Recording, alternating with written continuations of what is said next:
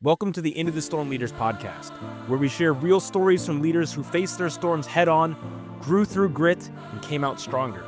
Hosted by Ron Kaminski, an expert EOS implementer and visionary of CultureShoc, this podcast is designed to help emerging leaders learn from others and highlight members of the herd that are examples to follow.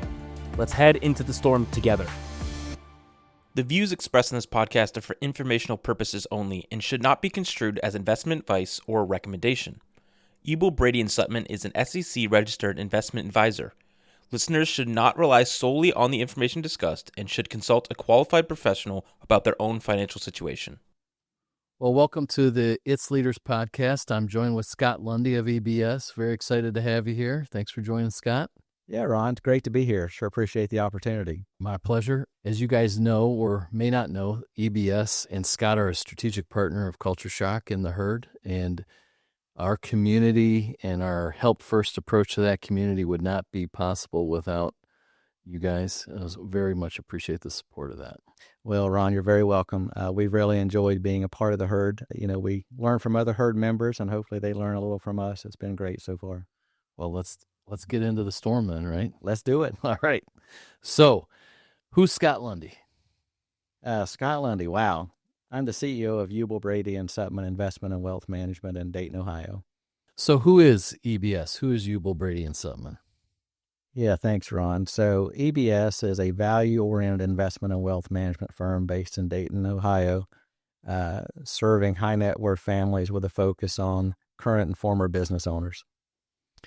And so I know this because we worked on these as part of our EOS implementation. Yes. You guys are very much core values driven organization. So I know you guys have 5 core values.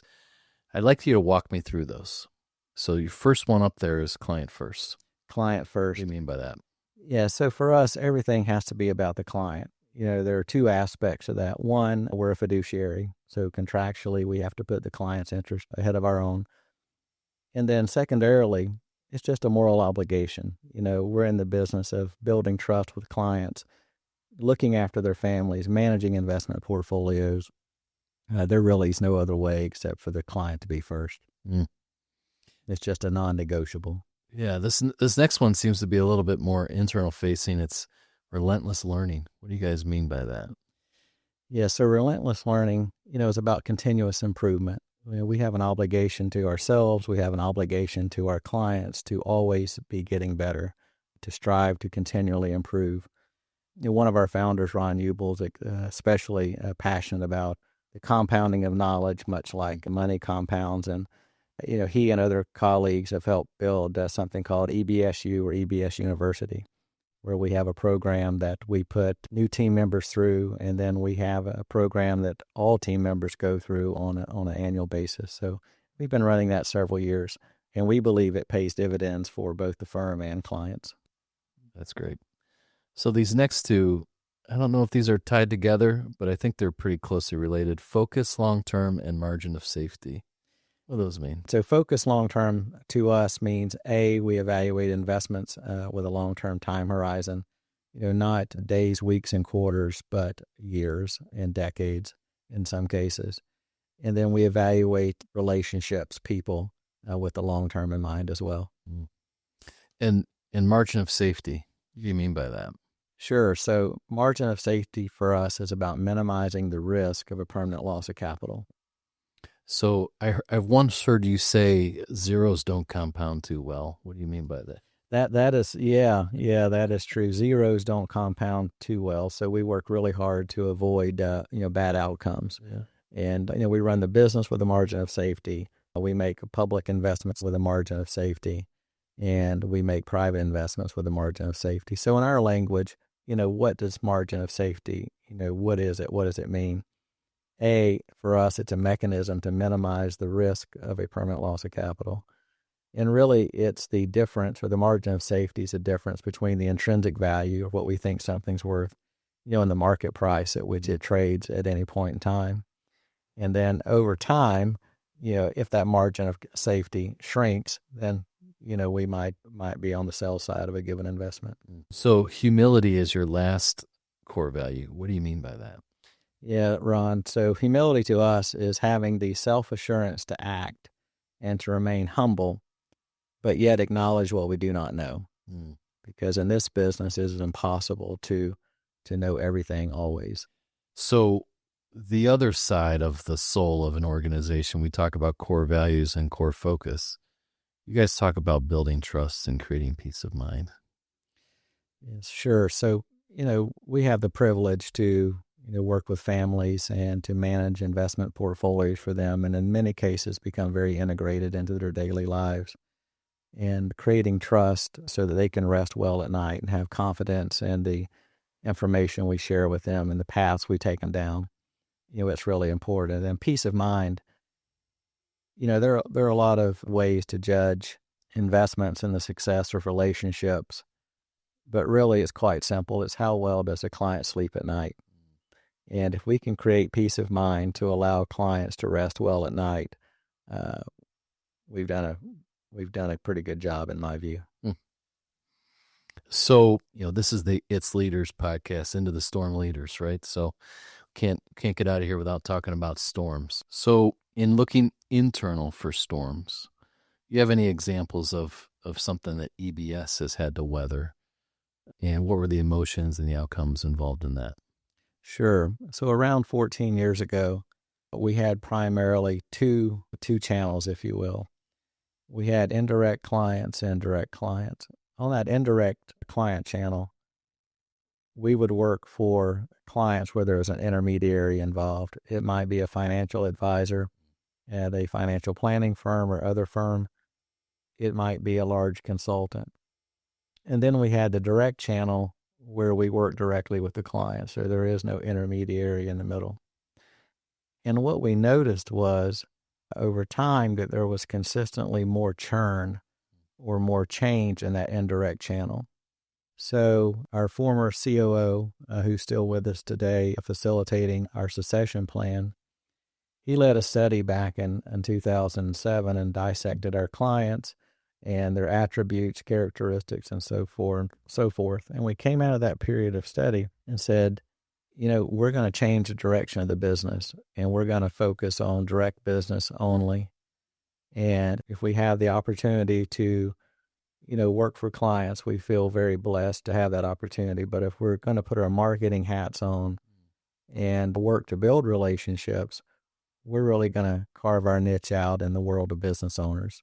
And so really the tide started turning in around 06, 07, on that front. And I would say it was probably 2009, 2010, where we started to get meaningful traction, on the business owner front and business owner type services. And that's worked pretty well. That's a significant pivot for a business. So there are probably some emotions involved in that.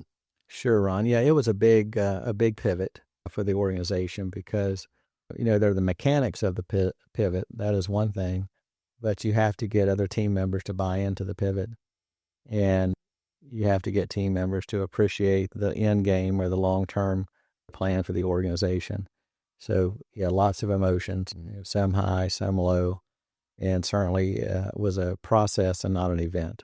And, it took a lot of quarters, a lot of years, to get the mechanics corrected and then get the emotions lined up. And like I said, around 2010-ish, we had all things lined up, and it's worked out pretty well. That's really interesting because we often ask our clients when we're clarifying or helping to clarify a core focus, is this really in your wheelhouse, like sweet spot? And it sounds like if we didn't have a direct relationship, it was probably pretty tough to build trust. Is that a fair assumption? I think that's a very fair assumption because if you don't have that direct relationship, you really never know what's being communicated, to the client. All right. So let's talk client storms. So my guess is that you guys help clients navigate a few storms here and there. What do those look like? Yeah, Ron. So clients have lots of different storms. So we'll just, pick one that we see surface, with some frequency. And that would be the business owner client who, there are two categories, I would say. There's a category of business owner client who is thinking about selling their business. And, we get involved 3 to 5 years in advance and help them make sure the I's are dotted and T's are crossed with respect to, are the financials in good shape? If no, do we need additional accounting resources at the table? Do they have the right legal resources on board to facilitate a transaction? Importantly, do they have the right management team? Do they have the right org structure, the right people? And it takes time to get all that done. So the perfect world, we're involved 3 to 5 years in advance to help facilitate that. But really the big storm comes when the seller gets down to due diligence. No matter how much we warn a client and potential seller about the due diligence process, I've yet to have a client say that you warned me enough. Due diligence just wears sellers out. And in today's world, a lot of buyers are private equity firms, and it's not uncommon, depending on the size of the transaction, to have a 7-digit due diligence budget. And, it can become trying for, an owner of a middle market business to muster those resources. And oftentimes you have the opportunity to provide the information 2 and 3 times.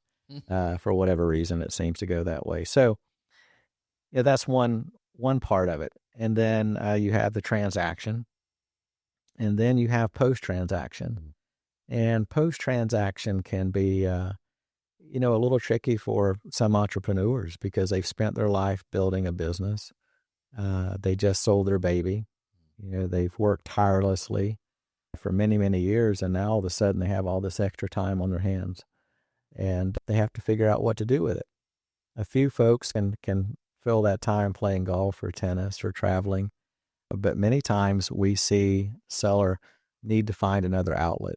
And sometimes that means starting another business. Sometimes it means acquiring a small business because they have to have something to work on to have satisfaction.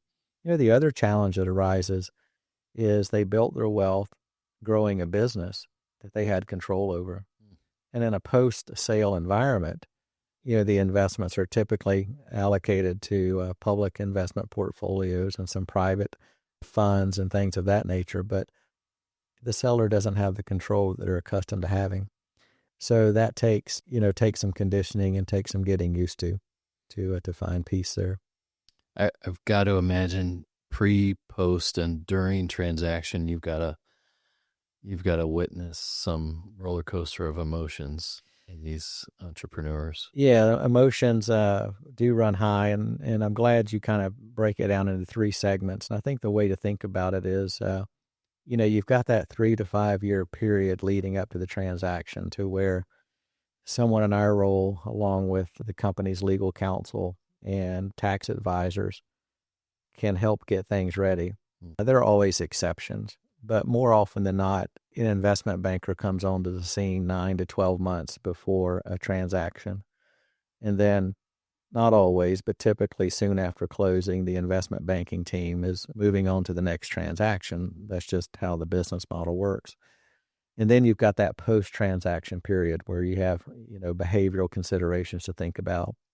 You have, in some cases, husband and wives who now have a lot more time together. They may be spending more time together today or after post-sale than they have in many, many years. And sometimes that's really enjoyed. Other times, the routines are being disrupted.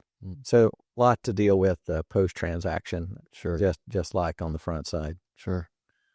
So I often ask guests, any resources, books, podcasts, authors that you feel kind of help summarize and maybe even predict what it's going to look or feel like after an entrepreneur goes through a transaction? Yeah, there are a couple of good books that I think have broad applicability. One would be Entrusted. And, kind of the legacy that you want to live. What do you want your wealth to do? Whether it be going to family members or, philanthropy or whatever the case is. So I think there's a pretty good, roadmap there. The other one would be Strength to Strength. And, as we spoke about earlier, a lot of entrepreneurs are very competitive, and all competitive people peak at different points in life. And for a lot of folks who are very competitive when they peak and maybe aren't as sharp as they once were, that's a real challenge. So Strength to Strength in simple terms is about, taking the wisdom that more senior folks have and sharing that wisdom and knowledge with younger folks who have more energy, to execute. There's a lot more to it, but that's the short version. We'll make sure we put both those books in the notes. Entrusted and Strength to Strength, Arthur Brooks, right? I think that would be great. Being a strategic partner of the Herd, you guys have put together a Help First offer. So what is that, and how would someone take advantage of it? Sure. So our Help First offer is a 90-minute session with an EBS team member where we would be happy to review an investment portfolio, maybe look at the risk concentrations within the portfolio and other types of risk. Have a discussion about succession planning, if that's appropriate. Succession planning can mean internal. Succession planning can mean external, i.e. sale to a third party. We can get into risk management. You can start with basic insurance, and then there are other forms of risk that can be considered as well. And then lastly, estate planning. Owners of closely held businesses have some unique opportunities on the estate planning side, and really talk about that a little bit and see if there might be some pre-planning that could be done leading up to a transaction that might, benefit the aggregate family down the road. Well, Scott, we are incredibly lucky to have you guys as a strategic partner to the Herd. Thank you to you and EBS for your support. If you're a member of the Herd and you guys are looking for some support in this area, I really encourage you guys to reach out to them. Thank you. Thank you, Ron. It's been great being here today, and look forward to the next chapter. Let's do it.